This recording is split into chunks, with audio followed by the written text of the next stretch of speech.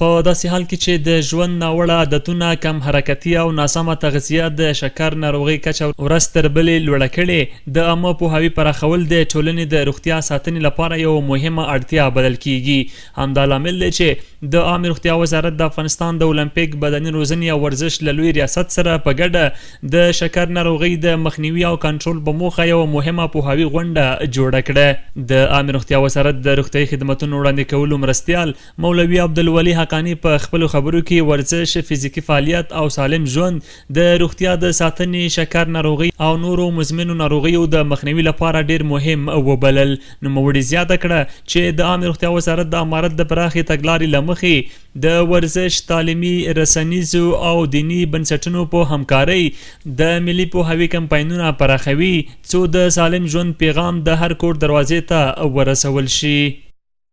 د افغانستان اسلامي امارت د رهبرۍ تر مرتل لاندې او د عامه روغتیا وزارت د روغتیايي خدمتونو د وړاندې کولو معینیت د ملي ستراتیژي په چوکاټ کې د شکر او نورو غیر سري ناروغیو وختي تشخیص، د ګواښ د فکتورونو کمول، د خلکو پوهاوی لوړول او د ټولنې د ژوندانه د سالمو عادتونو ترویج زموږ بنسټیز لومړیتوبونو نه دی.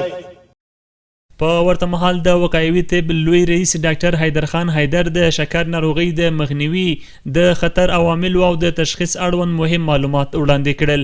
هغه وویل چې دغه غونډه د یوې سالمې، فعاله او مزمنو ناروغیو څخه د خوندیتوب ټولنې په لور یو مهم ګام دی او د خلکو د پوهاوي لوړول د عامه روغتیا یوه بنسټیزه اړتیا ده. د ورزش هغه دوم قسم شکر چې موږ لرو، که چېرې په منظم ډول باندې ورزش موږ وکړو د هغې موږ مخنیوی کولی شو.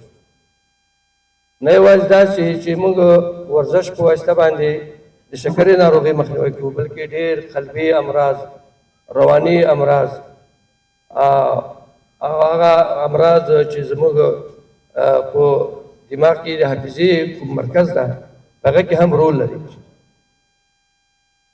نو د داسې مجالسو په دایرولو سره موږ تاسې کولی شو چې ډېر مرضونو مخنیوی موږ وکړو. دا اسانه او ارزانه لاره ده.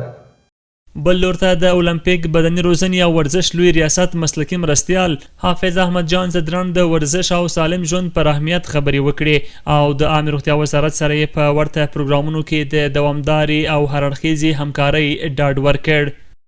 ورزش د صحت ضامن هم دی، ورزش د سلامتیا نوم هم دی. لکه څنګه چې تاسو نن دلته دا برنامه د اولمپیک د ملي کمیټې په انګړ کې نیول شوې ده د شکر د مضر مریضۍ په خاطر باندې چې د نن ورځ د شکر د ناروغي ورځ ده.